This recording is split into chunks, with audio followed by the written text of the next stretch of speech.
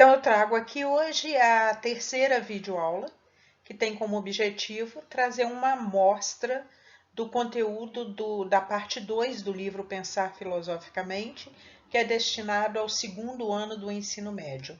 Esta parte do livro trata de lógica, ela traz inicialmente esse conteúdo que eu apresentei nos 3 vídeos, que é a lógica aristotélica, e ela vai se expandindo. Ela trabalha tanto os argumentos dedutivos, os argumentos indutivos, trabalha a lógica aplicada à matemática, a lógica aplicada à ciência, a argumentação lógica, a construção de argumentos, como funciona a argumentação no discurso público, como funciona a argumentação dentro de uma redação no Enem, por exemplo. Então, este é o conteúdo da lógica do segundo ano do ensino médio, que é a segunda parte do livro Pensar Filosoficamente.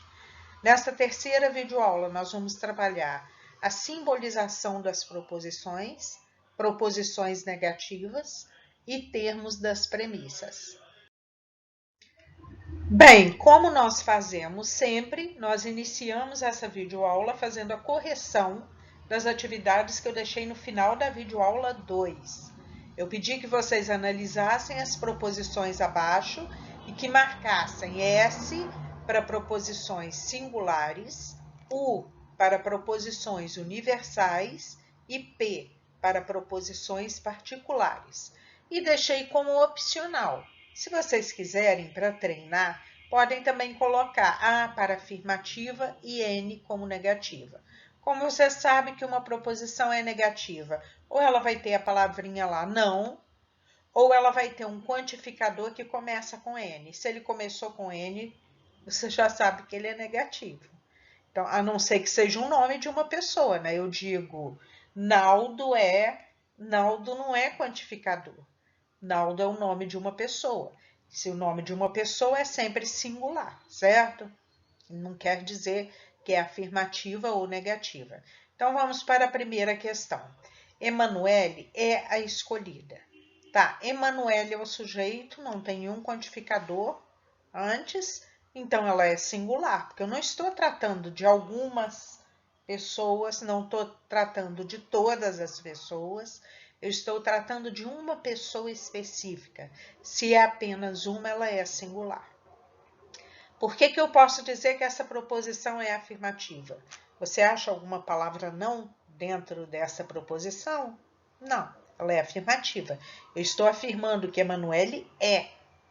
Então, a primeira é singular afirmativa. Segunda proposição, toda noite é agradável. Olha, que inicia por um quantificador. Toda. Toda é um quantificador particular ou universal? É universal, porque quando eu digo toda, eu estou abarcando o universo todo. Então, toda noite é agradável. Se é agradável, é afirmativo. Não estou negando, estou afirmando. Proposição número 3. Algumas manhãs são ensolaradas. Tá, o quantificador está aí, algumas. Algumas, eu estou dizendo que toda manhã é ensolarada? Não. Então, se eu estou dizendo que são só algumas, eu estou dizendo que parte das manhãs é ensolarada. Se eu estou tratando só de alguma parte, então é particular. Algumas é um quantificador particular. Eu estou afirmando que são. Você acha alguma palavrinha não no meio dessa proposição? Não, não existe nenhuma palavrinha não, nada que dê essa ideia de negação. Então, ela é afirmativa. Algumas manhãs são ensolaradas. Particular, afirmativa. Quarto, ninguém, olha esse quantificador. Ninguém é um quantificador universal. Se você for olhar na listinha, você vai ver. Ninguém é merecedor de um castigo como esse. Quando eu digo ninguém, é um quantificador universal que começa com N. Toda vez que um quantificador universal começa com N, ele já está dando a ideia de negação ali dentro dele. Ninguém é merecedor de um castigo como este, é o mesmo que dizer todos não são merecedores de um castigo como este. Então, você já sabe que é universal, porque ninguém é um quantificador universal. Como que você sabe que esse quantificador, a gente sabe que ele é negativo, mas para quem está iniciando, às vezes você fica em dúvida. Se o quantificador é universal e começa com N, guarda isso na sua cabeça, ele é negativo. Então, ninguém é merecedor de um castigo como este, é universal negativa, certo? Alguma dúvida?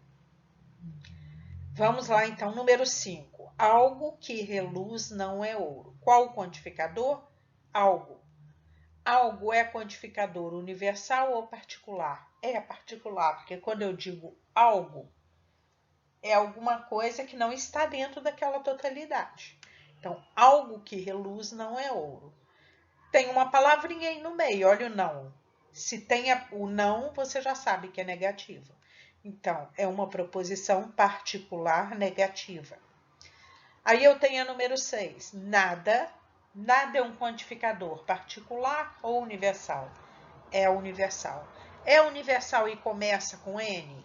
Sim. Então, você, antes de acabar de ler a proposição, você já sabe que essa proposição é universal negativa. Nada é capaz de me fazer sair à noite. Número 7. Alguém começou ali. Alguém é um quantificador universal ou particular?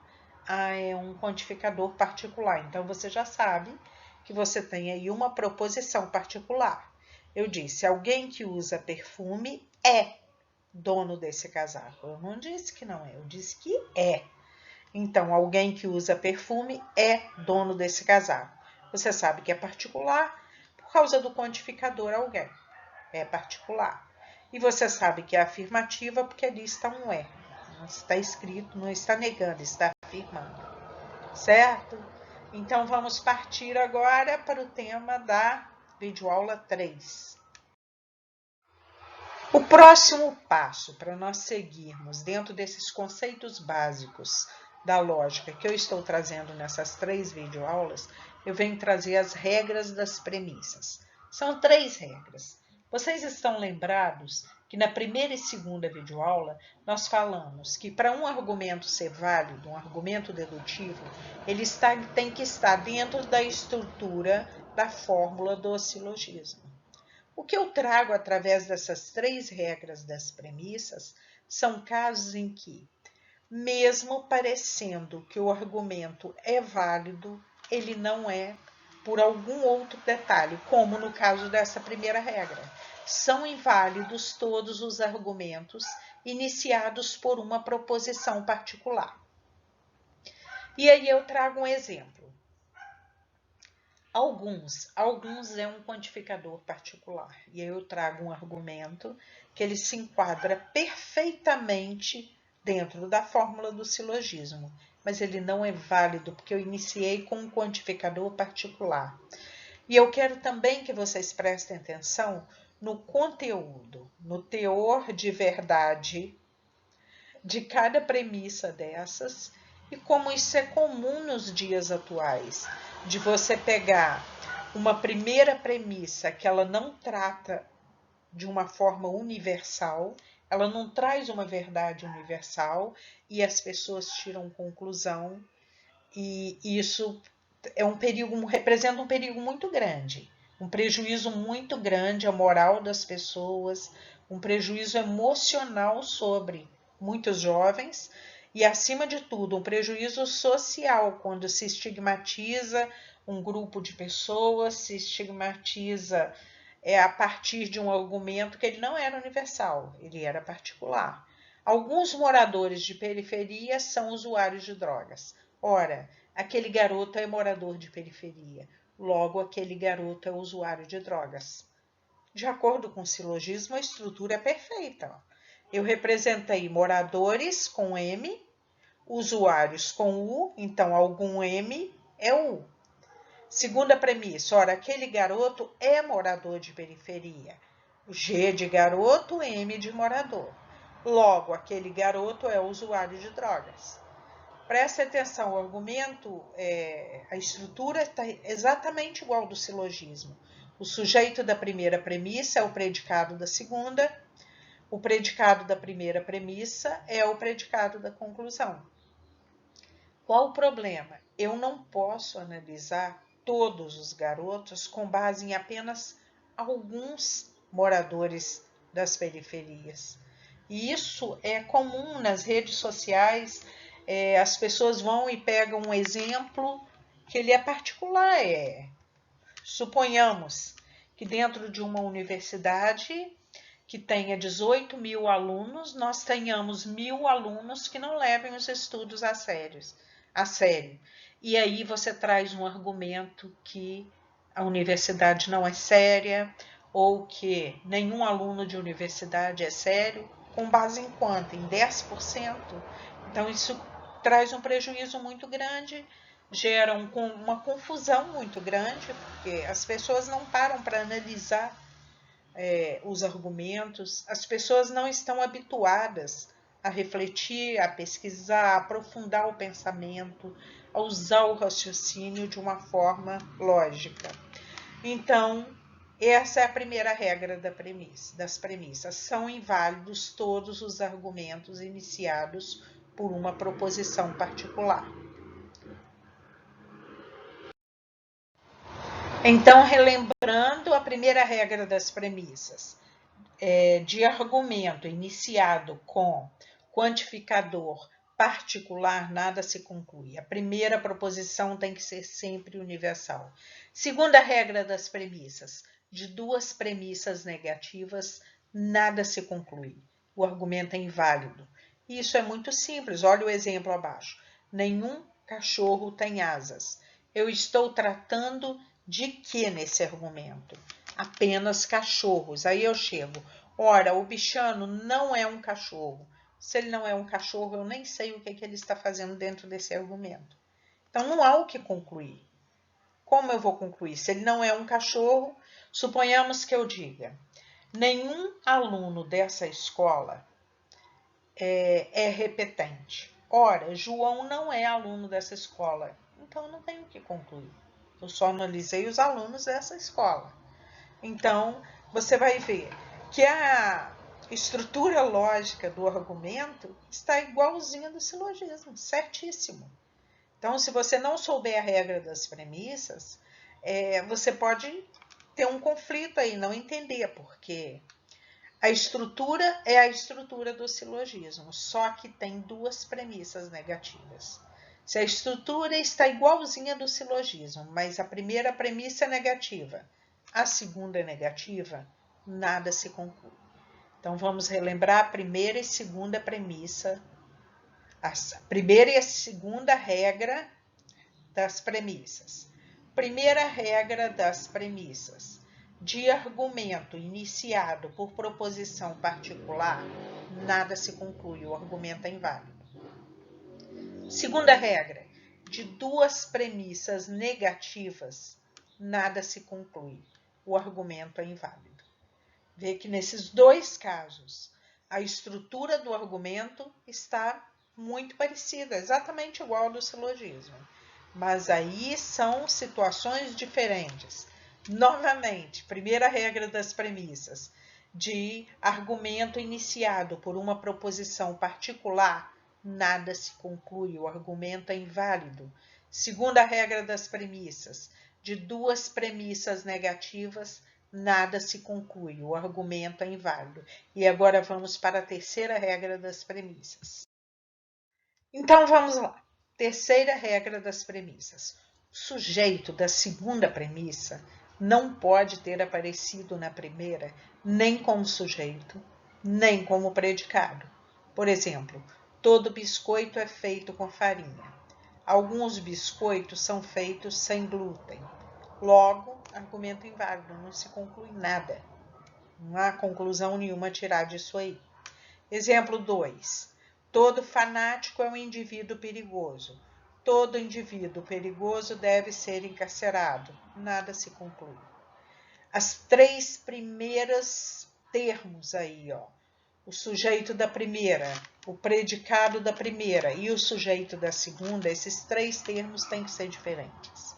Você não pode, o sujeito da segunda premissa não pode ter aparecido na primeira. Então, essa é a terceira regra das premissas. Tá, futuramente, quando vocês estiverem em nível superior, vocês vão compreender que existem variações nisso tudo aí.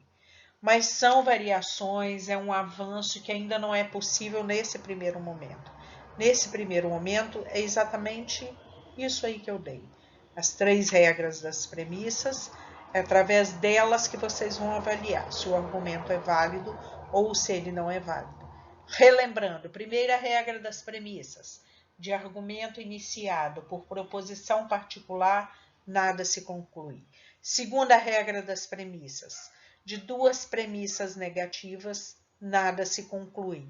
Terceira regra das premissas, o sujeito da segunda premissa não pode ter aparecido na primeira, nem como sujeito, nem como predicado. Ainda sobre a terceira regra das premissas, vamos frisar aqui o que eu acabei de falar.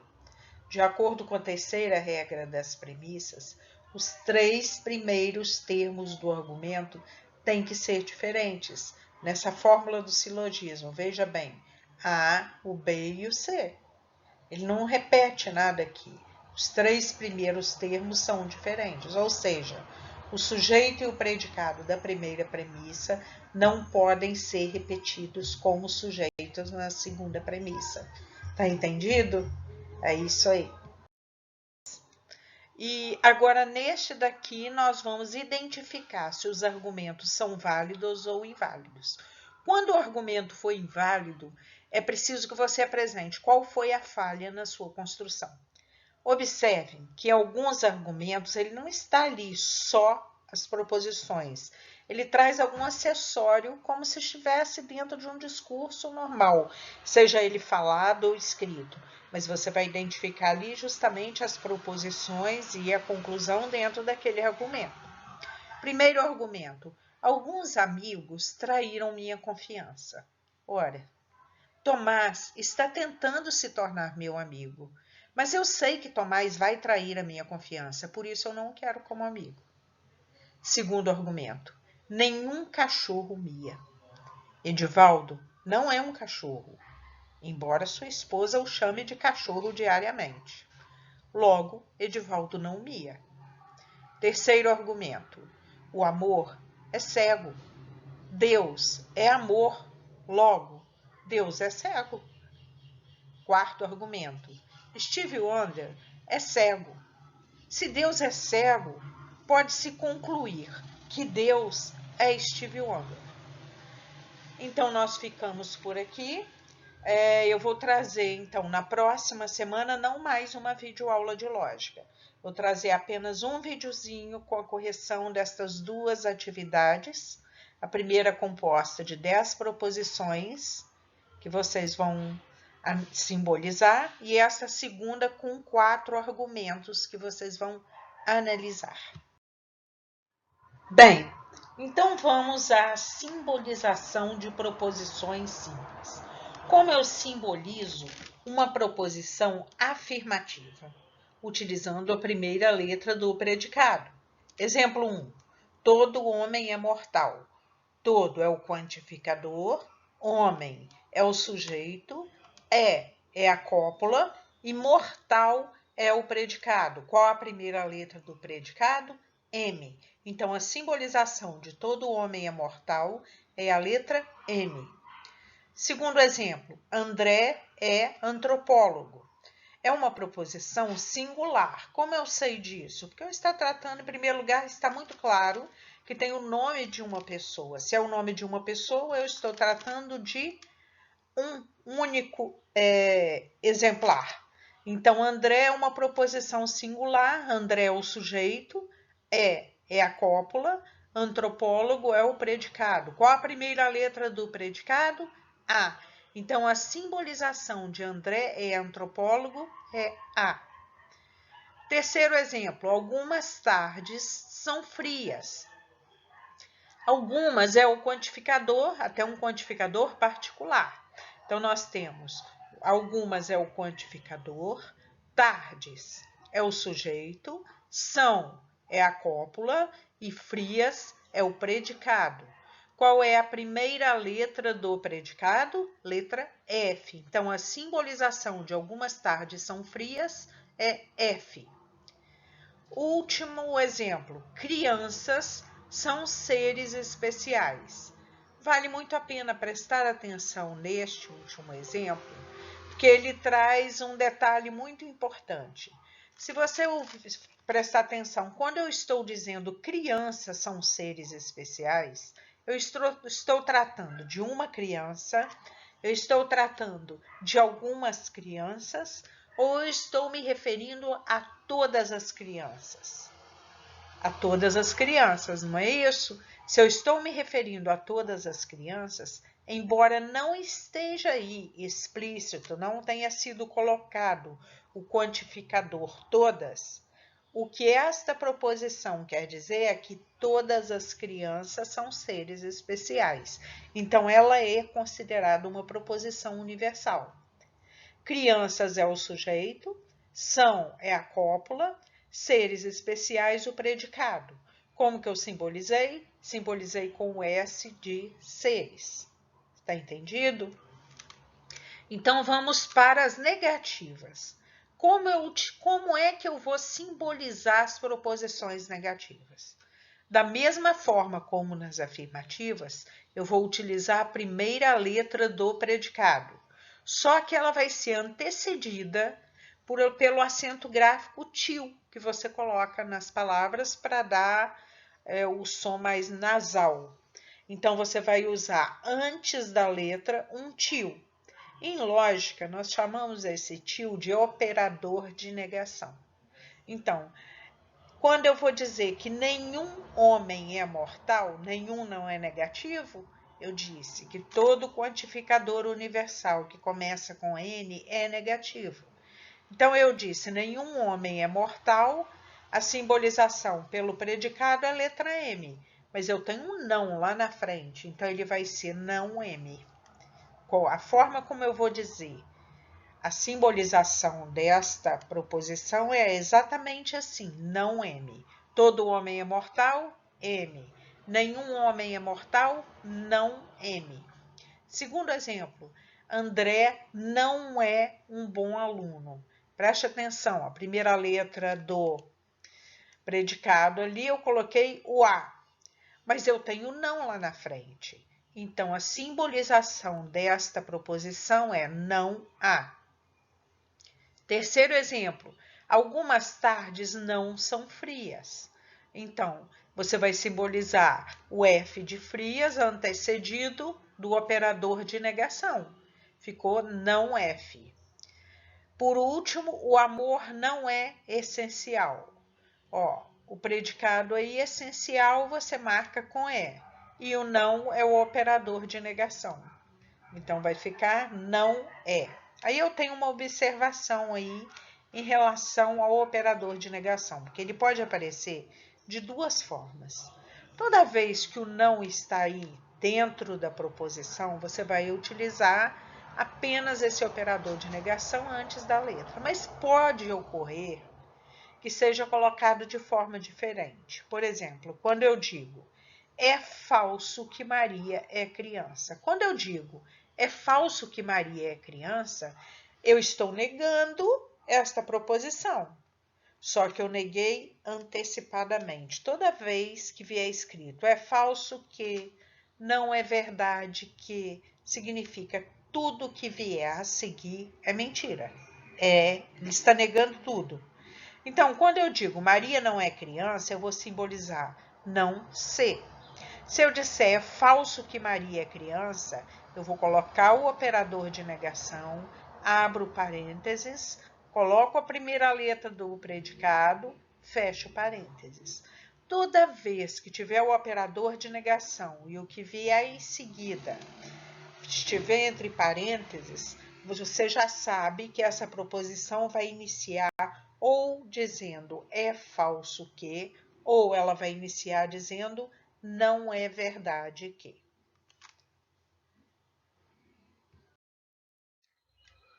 Eu suponho que você deva ter ficado um tanto quanto confuso ou confusa, porque quando vamos simbolizar as proposições para montar o argumento e comparar com a fórmula do silogismo, nós simbolizamos o sujeito e simbolizamos o predicado. Por que agora, na simbolização de uma proposição inteira, nenhum homem é mortal, nós vamos simbolizar apenas o predicado?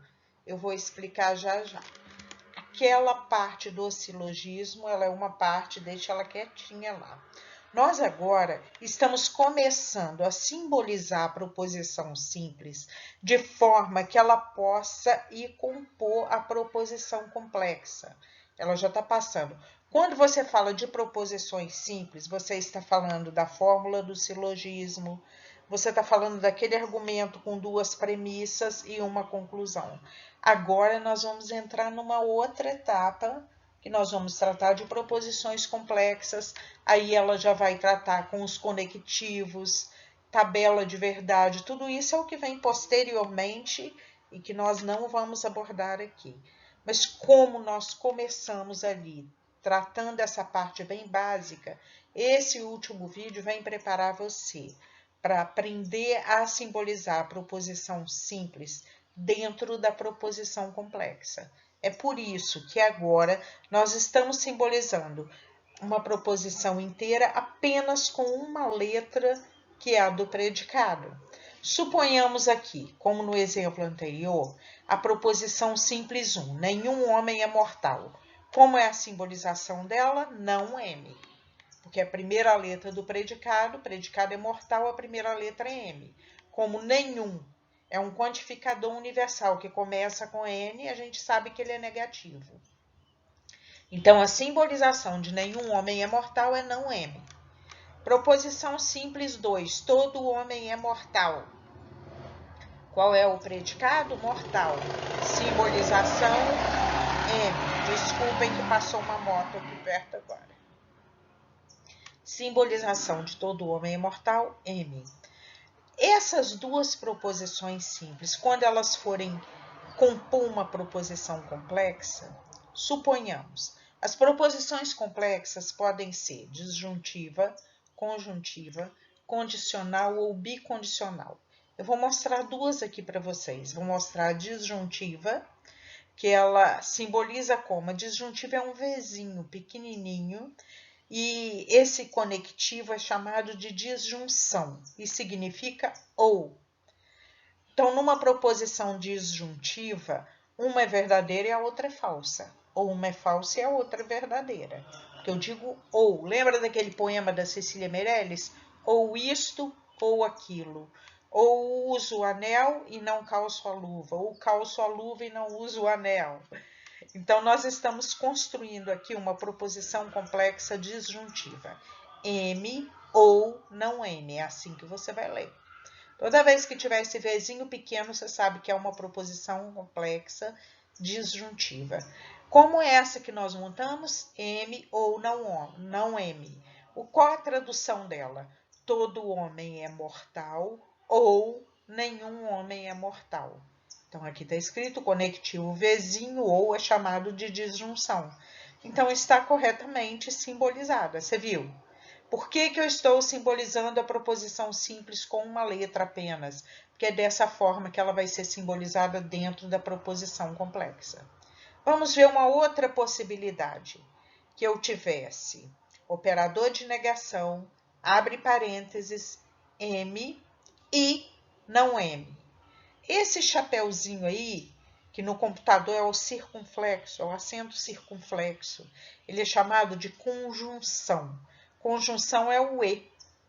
Então, toda vez que tiver esse chapeuzinho, você vai entender que quer dizer E. Então, aqui está escrito operador de negação, abre parênteses, M, E, não M. Significa o que o operador de negação antes do parênteses? Significa não é verdade que todo homem é mortal e nenhum homem é mortal. Essa é uma proposição complexa conjuntiva. É entendido? Como esta é a nossa última videoaula de lógica, pelo menos nessa série, neste momento, todas as atividades que eu trouxe nestes 2 últimos slides, eu vou publicar na próxima semana um vídeo só com a correção dessas questões. Então, o que eu pedi aqui neste primeiro? Eu pedi que você simbolize os argumentos abaixo. Primeiro, não é verdade que Maria é professora. Segundo, algumas aulas não são agradáveis. Terceiro, todo azul é esverdeado. Quarto, é falso que hoje é domingo. Quinto, ninguém é de ferro. Sexto, nada me aborrece. Sétimo, algo não me cheira bem. Oitavo, alguns são ousados demais. Nono, não é verdade que Duda não é estudiosa. Décimo, é falso que nenhum aluno foi reprovado. Aqui, então, nós finalizamos essa série de 3 videoaulas muito básicas, que trazem um conteúdo de lógica aristotélica que está presente na segunda parte do livro Pensar Filosoficamente. Lembrando, o livro tem 194 páginas, formato 14x21, e está dividido em 3 partes, para o primeiro ano, segundo e terceiro. A lógica é o conteúdo ministrado no segundo ano do ensino médio. Nós iniciamos com isso que eu trouxe para vocês, mas nós partimos para as proposições complexas, nós trabalhamos a lógica aplicada na matemática, que aí trabalha o raciocínio, esse conteúdo que cai muito em concursos, né? E nós trabalhamos a lógica indutiva, trabalhamos de uma forma muito interdisciplinar, aplicado na ciência, nas pesquisas eleitorais, a argumentação lógica, seja no discurso falado, ou seja na produção de uma redação ou de um texto escrito, como você constrói essa argumentação, a análise dos argumentos, enfim, é um conteúdo que ele se amplia muito, isso aqui é só um exemplo. Para quem estiver interessado em adquirir o livro, quem comprar o livro Pensar Filosoficamente, o preço é R$ 32,00, mais a despesa do envio pelos correios. Se o livro for para a cidade de Juiz de Fora ou região aqui da Zona da Mata Mineira, pode ser que você receba o livro pessoalmente, porque nós vamos organizar encontros dentro de escolas para poder fazer a distribuição e trazer uma orientação para professores. Se você mora em Cataguases, Juiz de Fora ou região Leopoldina, pode ser que você tenha a possibilidade de receber o livro sem despesa de envio. Você vai receber pessoalmente. E para todos os que adquirirem o livro, receberão em PDF um arquivo com o livro de atividades do professor. Ele vem com o plano de curso de filosofia para os 3 anos do ensino médio e vem com provas e simulados, ao todo 255 questões abertas e fechadas, as fechadas gabaritadas e as abertas com respostas comentadas. Então, eu espero que seja de muita utilidade para vocês. O preço está bem acessível. E é um prazer muito grande trazer esse trabalho para vocês. Eu espero que essa metodologia, que foi aplicada em 2018 na escola da rede particular, onde eu leciono, que possa ter a mesma utilidade para vocês, porque foi um trabalho realmente que trouxe um resultado muito bom. Então, eu espero que esse resultado possa atingir o maior número de pessoas, o maior número possível de pessoas. Então, até a próxima!